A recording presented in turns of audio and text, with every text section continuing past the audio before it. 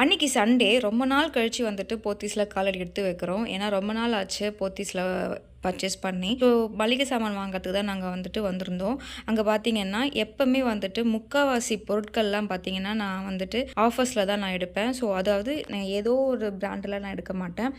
நாங்கள் எங்கே என்னென்ன யூஸ் பண்ணுவோம், so Ariel, Surf Excel, Vim இதுக்கு எல்லாமே வந்துட்டு ஆஃபர் போட்டிருந்தாங்க. என்ன ஆஃபர்ஸ் எல்லாம் போட்டிருக்காங்கன்ட்டு நான் தனியாக வீடியோவாக போடுறேன். நான் மளிகை சாமான் வாங்கணுன்னாலே வந்துட்டு சமைக்கிற பொருள் தவிர சாப்பிட்ற பொருள் தான் வந்துட்டு நிறையவே வாங்குற மாதிரி இருக்கும். அன்னைக்கு போகிற வேலை இருந்ததுனால எந்த கிளாஸுக்குமே நான் வந்துட்டு அனுப்பலை. ஸோ லஞ்ச் வந்துட்டு ஜைட்டூனில் ஆர்டர் பண்ணோம். எங்கே சூப்பராக இருக்கும் இந்த டேஸ்ட் எல்லாமே. அதுக்கப்புறமா ரொம்ப நாளாக வந்துட்டு என்னோட வாஷிங் மிஷின் வந்துட்டு ரிப்பேர், அதாவது உங்கள் ஃபில்டரை வந்துட்டு க்ளீன் பண்ணுங்க அப்படின்னு சொல்லிட்டு ஒரு அலாரம் மாதிரி வந்துட்டு சொல்லிகிட்டே இருக்கும். ஸோ இந்த பவுடர் வச்சு தான் நான் வந்துட்டு ஃபுல் அண்ட் ஃபுல் அன்னைக்கு ஃபுல்லாகவே நான் க்ளீன் பண்ணிட்டேன்.